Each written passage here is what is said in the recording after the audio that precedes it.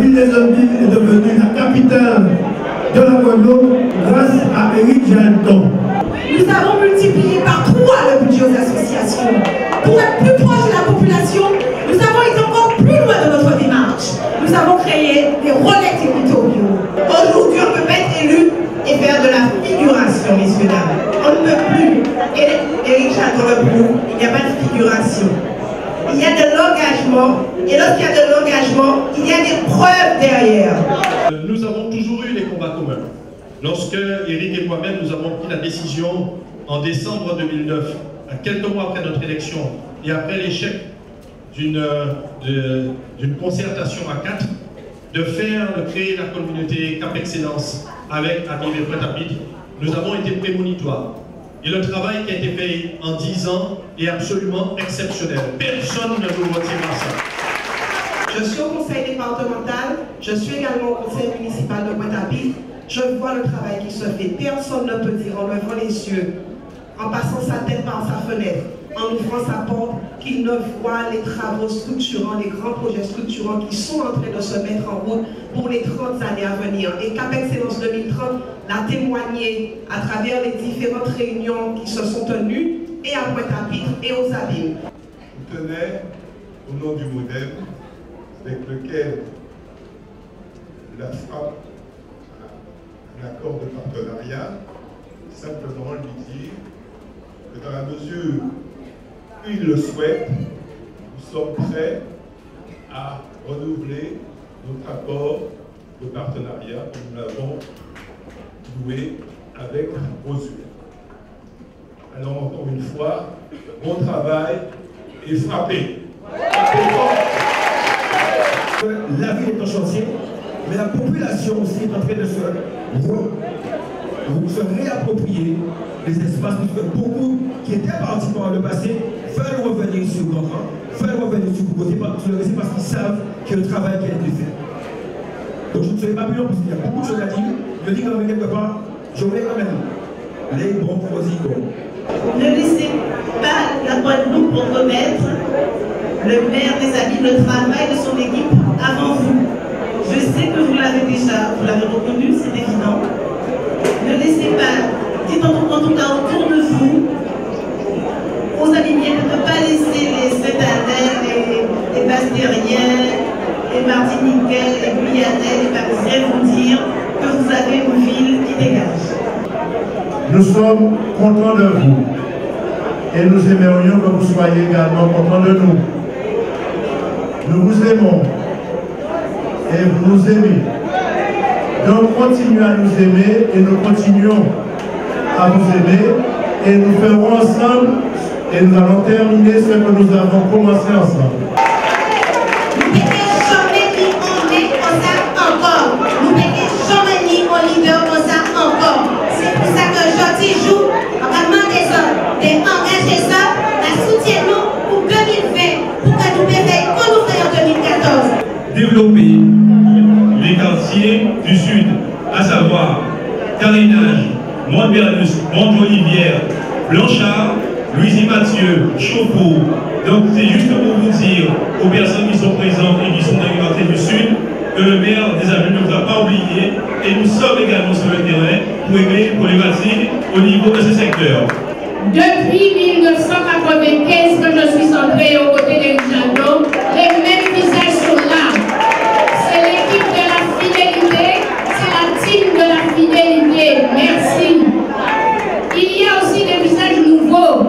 Ce sont des personnes qui ont pris la température, qui ont observé le maire, qui ont analysé son travail et qui ont fait le bon choix. Et ma priorité, c'est l'accessibilité. Et vous avez vu, vous constatez que la vie des Abîmes a changé. Vous voyez le bourg, la Marine, les trottoirs. L'enfant m'a dit, comme je disais au maire, l'enfant deviendra la nouvelle ville des Abîmes.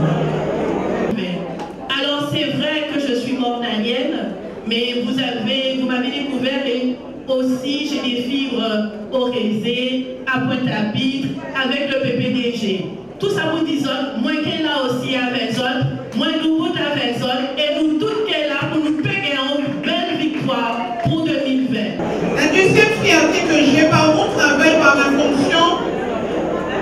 travers ces communes de la Guadeloupe. Et qu'est-ce qu'on me dit? Mais à son bon mais à son homme qui fort. C'est vrai que la volonté d'Éric Jalton, maire de la ville des Abîmes, président de la FRAP, eh bien, a voulu qu'on mette en valeur tout ce patrimoine naturel. Et donc, tout de suite, il m'a donné cette lourde tâche, eh bien, de m'occuper de Taonaba. Et Taonaba, qui est reconnu, mon collègue Alix le disait, qui est reconnu comme réserve de biosphère, et c'est un lieu extraordinaire. Mais au-delà, vous avez dû remarquer que depuis quelques années, eh bien, vous voyez des touristes aux Abîmes. Vous voyez des touristes aux Abîmes parce qu'ils ont compris que sans hôtel, ils ont compris qu'il y avait un patrimoine à découvrir et du tourisme aussi à découvrir. Nous tenons à démontrer dans le sud, à Vieux-Beau-à-la-Croix, que nous aussi nous tenons aux Abîmes et nous savons que les Abîmes partent de Boribo et arrivent au carénage en passant par les autres quartiers. Le sud n'est pas oublié, c'est vrai dans les actions que mène la majorité des Jalton, nous le voyons tous les jours sur Grand-Grand, Bézé et vers le Beau. Dans la délégation que j'ai eu la chance d'avoir au sein de la municipalité, nous avons eu la chance, sous la houlette de M.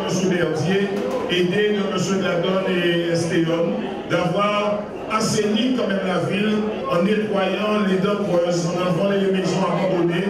Et ce n'est pas une chose facile parce que souvent, ce sont des maisons en indivision et il y a plein de problèmes juridiques. Grâce à Verdier, Estéon et Gladon, on a su nettoyer la ville, nettoyer dans le Beau, dans le sud, enlever des maisons qui posaient des problèmes d'insalubrité. Et je leur remercie pour les actions qu'ils mènent tous les jours sur le terrain.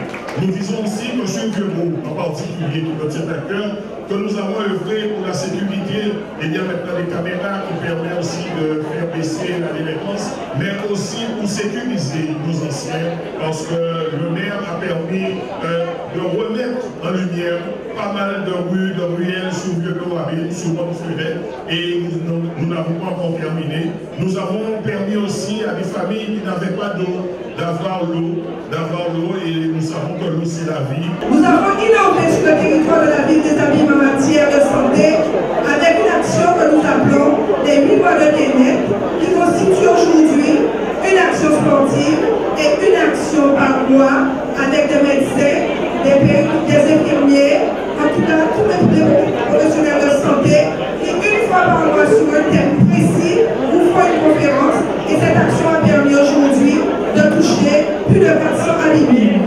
La ville des Abîmes a beaucoup évolué, a beaucoup changé. Nous sommes arrivés en mars 2008 et nous avons signé le contrat de rénovation urbaine en juillet 2009. Nous avons signé pour 380 millions d'euros. Et nous avons eu à réaliser le premier cyberbase sur le territoire de la ville des Abîmes à Concorde. Ce cyberbase, il doit justement avoir un lien intergénérationnel entre les jeunes qui sont dans cet espace, mais aussi avec les personnes âgées justement qui ont besoin d'être accompagnées, parce qu'on sait aujourd'hui que la dématérialisation de l'ensemble des actes administratifs ils ont besoin de ces jeunes pour les aider dans ces missions-là. Et il y a plusieurs tranches de travaux. Nous avons réalisé plus de 21 millions d'euros de travaux en matière de route. Nous avons aussi réalisé au niveau de l'éclairage public, y compris la rénovation urbaine, plus de 7 millions d'euros. Au niveau de l'assainissement d'eau pluviale et curage des ravines, c'est 5 millions d'euros que nous avons consacrés jusqu'à ce jour. Et quand je suis arrivé, c'est parce qu'il y avait beaucoup de monde dehors. Je pensais que c'était fini. Mais quand je suis entré à l'intérieur, je me suis rendu compte en fait que les personnes qui étaient dehors n'avaient pas trouvé de place. Donc ce qui témoigne de l'engouement pour cette réunion que j'apprécie, parce que vous vous rendez compte, et tous vos élus, alors depuis que je suis arrivé, moi je suis vraiment très fier du travail de vos élus. Tous les élus ont su parler des actions qu'ils menaient, rendre compte et parler aussi des perspectives. Nous avons été la seule collectivité de 2015 à 2018. Éric est rentré en 2018 parce qu'il a compris qu'il fallait obligatoirement nous accompagner et prendre le taureau par les cornes. Et c'est vrai que le problème de l'eau, ce n'est pas l'affaire de l'État, c'est notre affaire. Et il l'a compris. Et nous serons, je dirais, au rendez-vous pour pouvoir permettre à nos compatriotes d'avoir de l'eau et d'avoir de l'eau normalement. Une belle assemblée, la salle était comble, dehors c'était comble, donc on ne peut pas se plaindre en termes de succès populaire. Maintenant il s'agit de mobiliser le plus grand nombre de militants et sympathisants pour les échéances municipales et communautaires. Et en cela, j'ai rappelé un certain nombre de principes qu'il fallait respecter pour pouvoir mener un beau combat, propre, mais déterminé pour aller tranquillement vers la victoire. Parce que nous avons un bon bilan, nous avons une équipe qui a travaillé, qu'on va renouveler quelque peu, qui a bien travaillé, et nous avons des chantiers à terminer. Okay? Et notamment pour le nouveau programme de rénovation urbaine, pour l'action cœur de ville, il s'agira de rénover encore davantage le bourg, le Risé, le Grand Camp, le Vieux-Bourg, assurer le développement rural durable dans toutes nos campagnes. Il faudra amener des équipements comme sur l'ancienne école de Charles, le bois vert, l'électricité, l'éclairage public. Il faut continuer le travail des voiries au niveau communal en attendant que je sois libéré du procès comme a tenté le député. Pour les terrains dits privés, les routes, les voiries. Et donc il y a beaucoup de travail à faire, le désenclavement numérique dans les campagnes, pour que tout le monde ait le haut débit, le très haut débit, le développement des transports avec le syndicat mixte des transports, qu'on puisse aller dans tous les recoins des abîmes, l'éclairage public, l'éclairage de l'éducation rurale, avec le syndicat, avec le CIMEG. Donc il y a beaucoup de choses à faire. Et les gros dossiers de l'eau, sur lesquels on travaille en consensus guadeloupéen, ça avance, je suis très confiant. Les gros dossiers des déchets, là, on a pris quelques soubresauts, on va trouver sans doute notre vitesse de croisière également là-dessus, pour régler le problème des déchets et valoriser notamment l'énergie. Le problème des transports que j'évoquais tout à l'heure. Donc tous ces grands dossiers, il reste encore du travail, beaucoup ont été faits. Les militants, tout ça, sont très satisfaits, mais moi je ne me satisferai jamais quand il y aura encore des choses à faire. Et il reste encore des choses à faire. Une troisième mandature ne sera pas de tout. Il faut continuer sur le rythme, ne pas casser le rythme que nous avons, la dynamique que nous avons enclenchée en changement d'équipe. Ce ne serait pas opportun.